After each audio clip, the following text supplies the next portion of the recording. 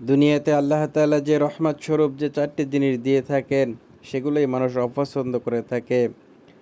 চারটি জিনিসের মধ্যে প্রথম হলো কন্যা সন্তান। কন্যা সন্তান যখন যেই ঘরে জন্ম নেয় সেই ঘরে রহমত বরকত নিয়ে আসে।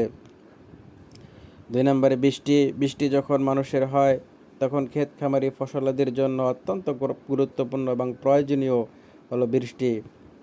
বৃষ্টি ছাড়া ফসল উৎপাদন হতে পারে না। 3 নম্বরে মেহমান। মেহমান যখন যেই ঘরে আসে রহমত নিয়ে আসে। 4 নম্বরে হলো রোগ বালাই। রোগ বালাই এমন একটা জিনিস যার দ্বারা মানুষের গুনাহ মাফ হয়ে যায়। রোগ বালাই এগুলোকেই মানুষ অপছন্দ করে থাকে। আর অন্যদিকে আল্লাহ তাআলা যে আযাব স্বরূপ মানুষের মধ্যে যে জিনিসগুলি দিয়ে থাকে সেগুলোই মানুষ পছন্দ করে থাকে। যার ভিতরে চারটি জিনিস তুলে ধরা হলো। চারটির ভিতরে প্রথম স্থানই হলো যৌতুক। যৌতুক এমন একটা ব্যাধি যেগুলি প্রত্যেকটা ফ্যামিলিতেই ছড়িয়ে গেছে। যৌতুক ছাড়া বিবাহ বন্ধনে আবদ্ধ হতে চায় না। এই যৌতুক হলো একটা মহাব্যাধি, সামাজিক ব্যাধি। এগুলি সারা বিশ্বের ভিতরে ছড়িয়ে গেছে। 2 নম্বর হলো মিথ্যা কথা। মিথ্যা কথা এমন একটি জিনিস যার দ্বারা একে অপরের মধ্যে ঝগড়া বিভেদ সৃষ্টি হয়। মিথ্যা কথার দ্বারা মানুষ ধ্বংস হয়ে যায়। 3 নম্বর হলো গীবত। গীবত এমন একটি জিনিস একে অপরের গীবত করে থাকে। এটা অথচ আল্লাহ তাআলা হারাম করে দিয়েছে, তারপরেও তো মানুষ একে অন্যের গীবত করে থাকে। 4 নম্বর হলো সুদ। সুদ যেইগুলি আল্লাহ তাআলা সাফ নিষেধ করেছেন, হারাম করে দিয়েছেন, অথচ সুদ মানুষের ঘরে ঘরে পৌঁছে গেছে।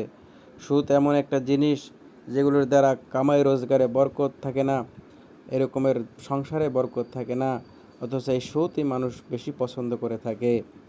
আল্লাহ তাআলা যেই চারটি জিনিস রহমত স্বরূপ দিয়ে থাকেন এই চারটি জিনিস মানুষ অপছন্দ করে থাকে, অথচ আল্লাহ তাআলা যে চারটি জিনিস মানুষকে দিয়ে থাকেন আযাব হিসাবে সেগুলিই মানুষ পছন্দ করে থাকে। এগুলি অবশ্যই মানুষের ভুল ভ্রান্তি, এগুলো মানুষের এখান থেকে ফিরে আসতে হবে।